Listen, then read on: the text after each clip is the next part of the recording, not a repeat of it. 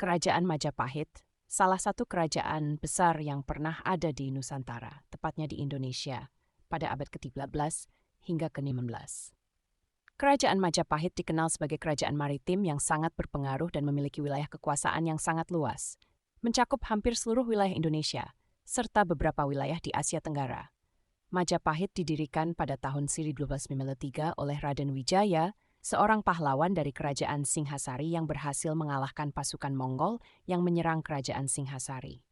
Setelah berhasil mengalahkan pasukan Mongol, Raden Wijaya mendirikan kerajaan Majapahit dengan ibu kotanya di Trowulan yang terletak di Jawa Timur. Ia kemudian dikenal sebagai Raja pertama Majapahit bergelar Kertarajasa Jayawardhana. Majapahit mencapai puncak kejayaannya pada masa pemerintahan Hayam Wuruk, berkuasa 1350-1389, dan Patih Gajah Mada, seorang patih yang terkenal dengan sumpahnya yang terkenal, yaitu Sumpah Palapa. Dalam sumpahnya, Gajah Mada berjanji untuk tidak menikmati rempah-rempah lapa sebelum berhasil menyatukan seluruh Nusantara di bawah kekuasaan Majapahit.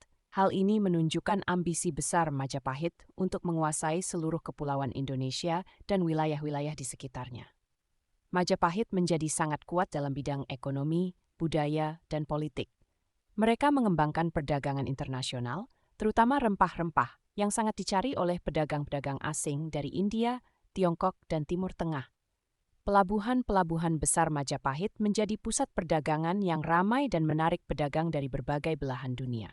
Selain itu, Majapahit juga dikenal kemajuan dalam bidang seni dan budaya. Namun, meskipun Majapahit berada di puncak kejayaannya pada masa pemerintahan Hayam Wuruk, kerajaan ini mulai mengalami kemunduran setelah kematiannya pada tahun 1349.